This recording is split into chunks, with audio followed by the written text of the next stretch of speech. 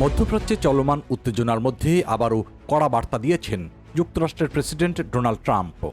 তিনি ইরানকে দ্রুত যুদ্ধবিরতি আলোচনায় বসার আহ্বান জানিয়ে সতর্ক করে বলেছেন, সময় ফুরিয়ে গেলে পরিস্থিতি আরও ভয়াবহ হতে পারে এবং তখন আর ফিরে তাকানোর সুযোগ থাকবে না।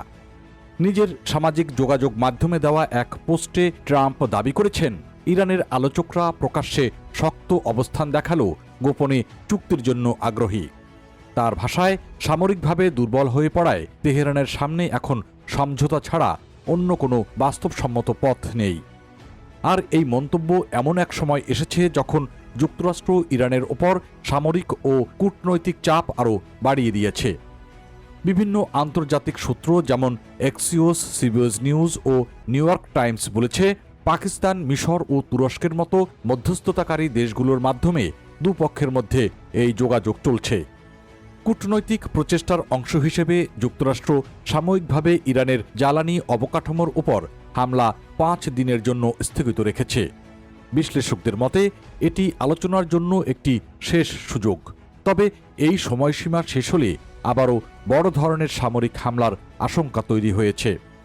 প্রতিবেদন অনুযায়ী যুক্তরাষ্ট্রের প্রতিরক্ষা বিভাগ সম্ভাব্য নতুন সামরিক অভিযানের পরিকল্পনা তৈরি করছে।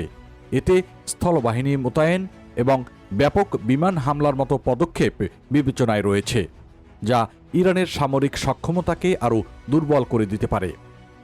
অন্যদিকে ইরান প্রকাশ্যে যুক্তরাষ্ট্রের প্রস্তাব প্রত্যাখ্যান করেছে। দেশটির রাষ্ট্রীয় গণমাধ্যমে এই পরিকল্পনাকে অতিরিক্ত ও অগ্রহণযোগ্য বলা হয়েছে। ইরানের পররাষ্ট্রমন্ত্রী আব্বাস আরাকচি জানিয়েছেন, তারা সরাসরি আলোচনায় আগ্রহী নন এবং যে কোনো সমাধান তাদের নিজস্ব শর্তেই হতে হবে বলে দাবি করেছেন। তবে যুক্তরাষ্ট্রের কর্মকর্তারা বলছেন, পর্দার আড়ালের আলোচনা এখনও চলছে এবং কিছু অগ্রগতিও হয়েছে। হোয়াইট হাউসের মুখপাত্র ক্যারোলিন লিভিট এই আলোচনাকে ফলপ্রসূ বলে উল্লেখ করেছেন। বিশ্লেষকদের মতে দুপক্ষের মধ্যে গভীর অবিশ্বাস এখনও বড় বাধা হয়ে রয়েছে, বিশেষ করে ইরানের প্রভাবশালী রেভলিউশনারি গার্ডের অবস্থানের কারণে সমঝোতা এখন কঠিন হয়ে উঠছে।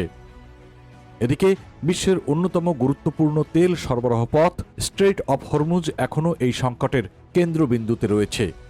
এই প্রণালীতে উত্তেজনা বাড়লে বৈশ্বিক জ্বালানি বাজারে বড় ধরনের অস্থিরতা তৈরি হতে পারে। বিশেষজ্ঞদের মতে সামরিক চাপ ও কূটনৈতিক উদ্যোগ একসঙ্গে প্রয়োগ করে যুক্তরাষ্ট্র এই ইরানকে আলোচনার টেবিলে আনতে চাইছে।